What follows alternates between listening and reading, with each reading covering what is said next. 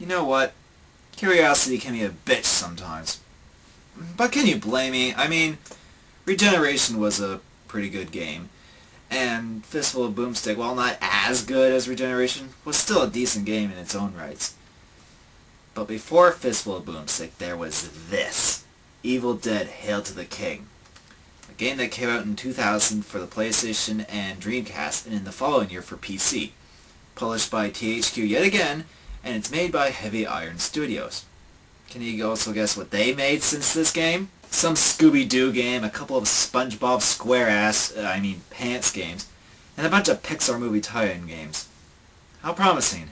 You know, I'm kind of a dumbass to get these games in reverse chronologically released order, because it's like getting something that's good on the surface, but then as you go deeper and deeper, it slowly turns bad, and then you end up at the bottom with this. It's like eating a Tootsie Pop, and then all of a sudden in the center it's shit instead of whatever chocolate stuff Tootsie Rolls are made out of. The only good thing about this is at least the Evil Dead games got better after this one. Needless to say, this will be the last Evil Dead game I'll review, let alone be able to play. There's still the Evil Dead game based off the first movie for the Commodore 64 and ZX Spectrum, you know. Yeah, well, I didn't grow up playing any of those, and I don't have room for one of those big old computer system things anyway. There are emulators, you know. Quiet, you! Well, let's look at this over with. Before the start screen, we get an Army of Darkness-esque recap from Ash and what has happened since the movies. Ash is back at his old job and has a new girlfriend named Jenny. But Ash is still having nightmares from his past ordeals, so he and Jenny decide the best way to deal with this is to go back to the infamous cabin. Because the best way to deal with fear is to face it directly. To a cabin in the middle of nowhere that was possessed by evil. Yeah, we all know where this is going. So here we are at the start screen. Looks okay, with some nice suspenseful music. Press the friggin' start button, would ya? Alright, just be patient. I'm getting to the review. Already Ash is berating me at the title screen to start, and... Come on, today. Okay, I'm getting to the game, sheesh. Let's go. The game starts off with Ash contemplating that the cabin is perfectly fine because... it just is. Oh yeah, even though I got thrashed to bits in Evil Dead 2, it's perfectly fine since the evil spirits apparently rebuilt the place. Or something. It's not really explained. Is this some kind of throwback to the continuity between Evil Dead 1 and 2? But Evil Dead 2 was a retelling, whereas this is a game that takes place after the movies. Is this just an excuse to get the game into the cabin and just have a game with that? So yeah, the story and setting makes absolutely no sense so far. Before asking questions of these things, the evil hand is back, being only slightly decomposed after all this time, and it plays Professor Novi's Necronomicon readings on the tape player, which are still there for some reason. Ash tries to stop it, but can't. Damn, if only there was a stop or a power button on these things. So in the dumbest way I've seen, the evil spirits are reawakened, and they snatch Ash's girlfriend, just like the last one, Evil Dead 2. Oh, and Evil Ash shows up. But then Ash takes action. Wow, talk about deja vu. This game does take place after the movies, right? I pick up an Evil Dead game based off of Evil Dead 2 instead. What the hell is up with Ash when he's just groovy in this game? I mean, he looks so goofy that it's just lame. Let's make a quick comparison, shall we?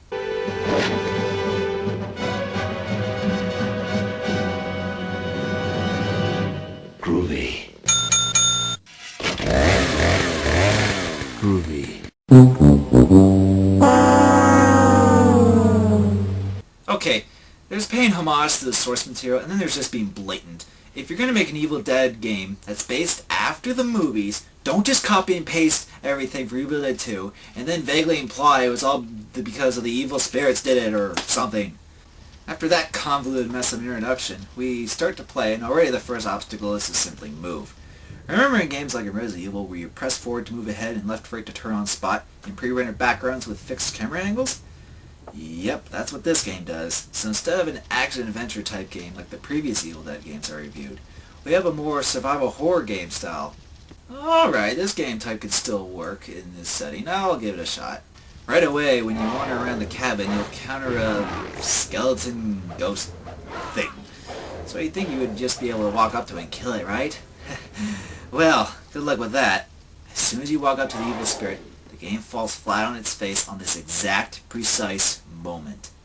Make note of that, because it will determine how much you will like this game, which you most likely won't. You have to position yourself correctly with these controls, along with trying to hit the thing with bad hit detection, all the while the enemy repeatedly hits you and drains your health. It makes combat very frustrating. Although enemies will usually drop medkits, but that's kind of a lame cop-out, isn't it? Uh-oh, our game combat is broken. What do we do? I know, let's make him drop health kits. That will balance things out. Brilliant! Our game combat is fixed! Although you can move and attack at the same time, it's still very clumsy.